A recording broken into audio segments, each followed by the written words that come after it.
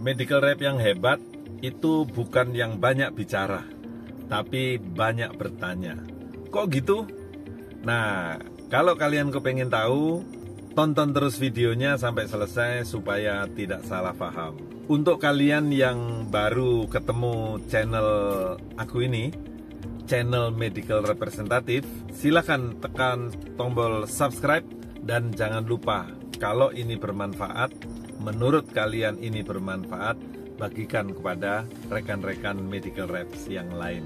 Seorang medical reps yang hebat adalah mereka yang banyak bertanya. Penting untuk bertanya dulu sebelum kita presentasi. Itu akan kelihatan lebih smooth begitu kalau kalian melakukan pertanyaan, atau yang dalam istilah selling skill itu namanya probing ya.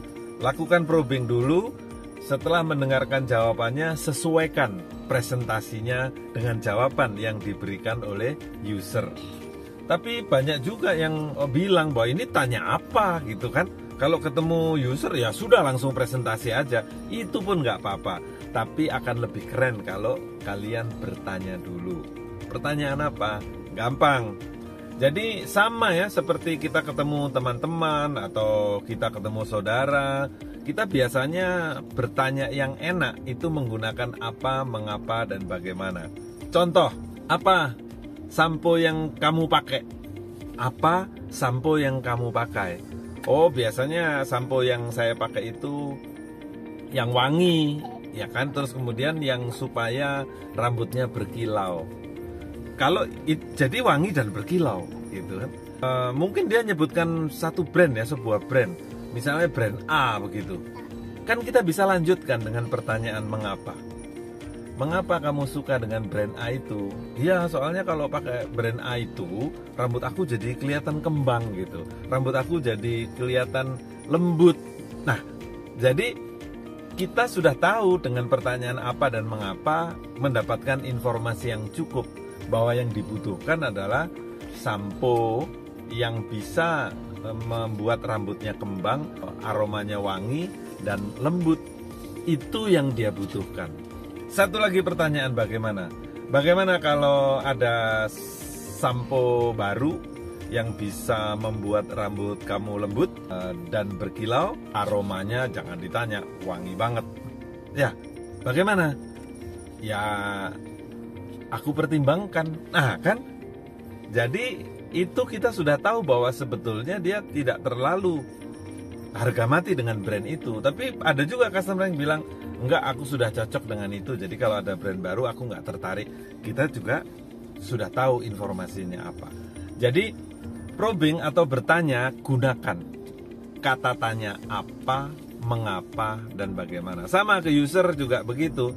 User atau dokter, kalau pada kasus-kasus hipertensi yang berat, dokter biasanya menggunakan preparat apa? Ya, nanti dijawab, ya untuk kasus yang berat saya menggunakan golongan-golongan tertentu. Mengapa dokter memilih golongan itu pada kasus hipertensi berat? Iya, karena kalau berat itu biasanya sudah disertai dengan komplikasi. Nah, kalau aku menggunakan preparat yang itu, efek sampingnya minimal. Jadi untuk pasien-pasien yang dengan hipertensi berat, itu resikonya lebih kecil. Udah jelas kan? Jadi kita mendapatkan banyak informasi dengan pertanyaan apa dan mengapa. Dokter, kalau ada preparat baru yang diindikasikan untuk hipertensi berat, bagaimana pertimbangan dokter selama ini mencoba preparat-preparat baru? Bagaimana ya? Nah, ya preparat baru biasanya saya akan coba dulu. Nanti kalau hasilnya bagus, saya akan gunakan. Atau enggak deh, kalau preparat baru nanti saya tunggu profesor aja yang ngomong. Saya akan menggunakan preparat-preparat yang selama ini saya sudah pengalaman. Nah, jadi dengan probing, pertanyaan apa, mengapa, dan bagaimana, kalian bisa tahu lebih banyak. Beberapa mungkin masih terjebak dengan pertanyaan apakah. Apakah ada kasus hipertensi malam ini, Dok? Enggak ada, Mas, mohon maaf. Jadi pembicaraan jadi nggak enak kalau kita menggunakan pertanyaan apakah, ya kan? Dok, bisa nggak sih produk saya masuk? Ya nggak bisa, orang saya sudah ada kerjasama, orang yang tersedia di rumah sakit hanya itu-itu saja, nggak bisa. Jadi pembicaraan nggak enak gitu kalau menggunakan pertanyaan bisa atau enggak. Bagaimana pengalaman kalian? Tolong tulis di kolom komentar, aku tunggu di warung kopi langganan.